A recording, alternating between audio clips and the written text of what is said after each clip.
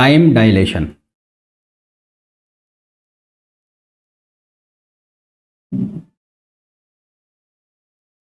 Time dilation का मतलब होता है टाइम में डिफरेंस आ जाना। तो इसके लिए वापस से मैंने कंपार्टमेंट ले लिया, ये कंपार्टमेंट ले लिया मैंने,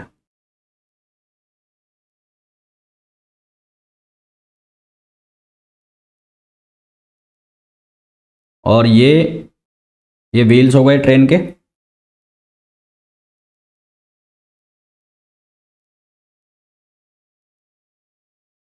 और ऑब्जर्वर जो है वो बैठा है यहां पर। कंपार्टमेंट की जो हाइट है उसको मैंने मान लिया h, कंपार्टमेंट की जो हाइट है उसको मैंने कंसीडर कर लिया h।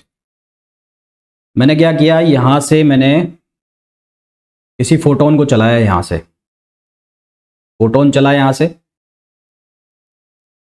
ये फोटोन है, फोटोन चला होगा लाइट की स्पीड से, यहां पर लगा दिया मिरर,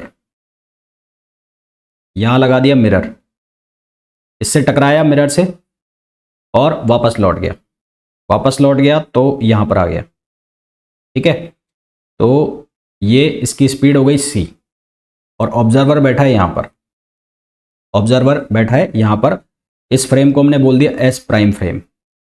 तो एज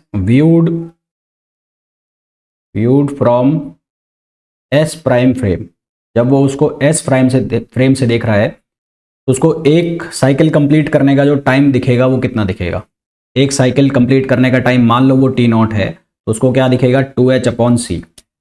सही है भाई, एक पूरा चक्कर लगाने का जो टाइम दिखेगा उसको वो कितना दिखेगा 2h/c। सही है भाई, कुल टाइम जो आएगा टी नॉट वो एक बार ऊपर जाएगा एक बार वापस नीचे आएगा, तो t1 + t2, और वो कितना हो जाएगा, वो हो जाएगा h/c + h/c, तो कितना हो जाएगा 2h/c। क्लियर?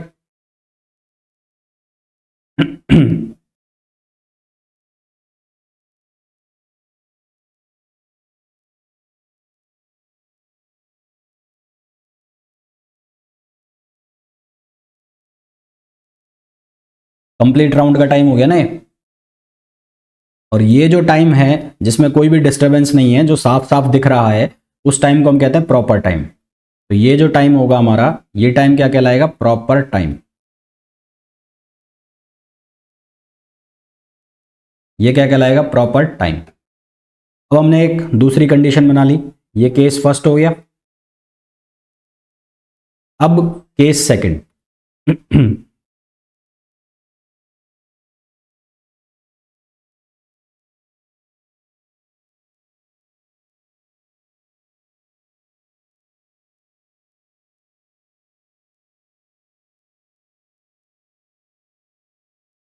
यहां पर मिरर अभी भी लगा हुआ है,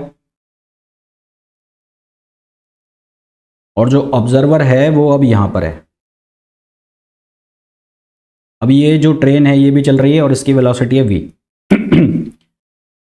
तो अब क्या होगा भाई, वापस से फोटोन को नीचे से ऊपर चलाया, फोटोन को यहां से चलाया, तो फोटोन चला हुआ नीचे, फोटोन की स्पीड तो सेम है, पर अब ट्रेन भी चल रही है। अब क्या चल रहा है, ट्रेन भी चल रही है, और यहां से ये टकरा कर नीचे आया, ऐसे नीचे आया। ठीक है, तो ये कंडीशन बनेगी। देखो हो क्या रहा है, अब जब ये था, ये वाला केस था केस फर्स्ट, जिसमें ऑब्जर्वर जो है वो ट्रेन के अंदर बैठा था, तो मैंने ऐसे नीचे से बॉल उछाली होगी, वो बॉल उछल के ट्रेन के कंपार्टमेंट की जो रूफ है, छत है, उस पर लगी और वहां से टक्कर होकर नीचे आ गई। यानी कि सारी जो पिक्चर है वो चल रही है ट्रेन के अंदर। अब जो ट्रेन के बाहर बैठा है उसको क्या दिख रहा है कि ट्रेन चल रही है, तो अब यहां से अगर फोटोन चला होगा तो फोटोन की स्पीड तो c है, सेम, फोटोन की स्पीड क्या है, c, सेम है। ठीक है, और यहां से यहां तक आने का जो टाइम है टोटल वो कितना है, t है। मान लो यहां से यहां तक आने का टाइम है t, यहां से, और एक साइकिल कंप्लीट करने का टाइम t है।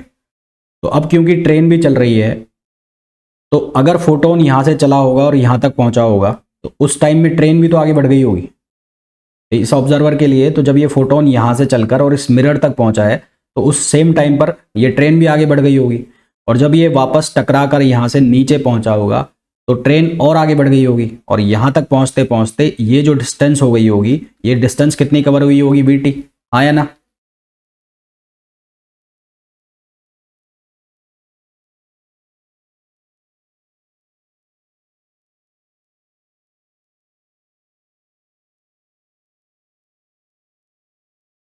टी की वैल्यू ज़्यादा होगी, क्यों? क्योंकि टी की वैल्यू को अगर आप देखो तो अब जो फोटोन है उसने एक डिस्टेंस ट्रेवल कर ली, यहाँ पर दोनों के बीच में एक डिस्टेंस आ गई है, और डिस्टेंस आ गई है तो इसका मतलब टाइम की वैल्यू भी बढ़ गई है, क्योंकि डिस्टेंस इक्वल्स टू क्या हो जाएगा, वेलोसिटी इनटू टाइम। तो डिस्टेंस अगर बढ़ा है तो टाइम भी बढ़ गया। तो अब अगर मैं यहाँ पर पाइथागोरम थ्योरम लगाऊं, यहाँ पर अगर मैं यूज़ करूँ पाइथागोरम थ्योरम, पाइथागोरम थ्योरम, तो पाइथागोरस थ्योरम है उसको मैं यूज़ करूँ पाइथागोरस को, पाइथागोरस थ्योरम यूज़ करूँ तो ये हो गया CT/2 और ये हो गया VT/2। तो अब मेरे को निकालना है H। तो यहाँ से जो H की वैल्यू है वो H की वैल्यू कितनी हो जाएगी, वो हो जाएगी H²। ये कितना हो जाएगा, ये हो जाएगा CT/2² माइनस VT/2², ये हो जाएगा। और यहाँ से मेरे को मिल गया कितना, 4H² इक्वल्स टू, ये हो गया C², T² मैंने कॉमन निकाला, ये बन गया 1 माइनस V²/C²। और यहाँ से फर्दर मैं सॉल्व करता हूँ तो ये बन गया 2H/C, और ये बन गया 1 माइनस V²/C²। सही है, क्योंकि 2H/C जो है वो किसके बराबर है, 2H/C इक्वल है T0 के प्रॉपर टाइम के। तो यहाँ से एक फॉर्मूला मेरे को निकला, फॉर्मूला क्या निकला, T equals to T0/√1 minus V²/C², ये फॉर्मूला बना।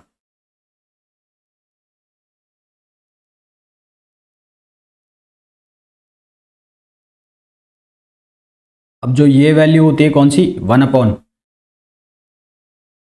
गामा जो होता है, गामा गामा होता है Lorentz transformation factor, LT factor, Lorentz transformation factor, और इसकी वैल्यू इक्वल होती है 1/√1 माइनस V²/C²।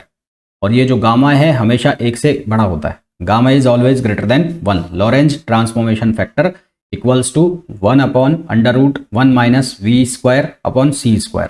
तो यहाँ से मेरे को दिखा कि T इक्वल्स टू है gamma T0, T equals to है गामा T0, यानी कि जो ग्राउंड फ्रेम से देखा गया टाइम है वो T, वो ज़्यादा हो गया किसके कंपैरिजन में, T0 के कंपैरिजन में। और जो टाइम का डिफरेंस है, टाइम डिफरेंस इसमें T माइनस T0 में, उसको हम क्या नाम देते हैं, टाइम डायलेशन, उसको हम क्या नाम देते हैं, टाइम डायलेशन। टाइम का जो डिफरेंस है दोनों टाइम के बीच में, उसको हम क्या नाम देते हैं, time dilation. Is it clear?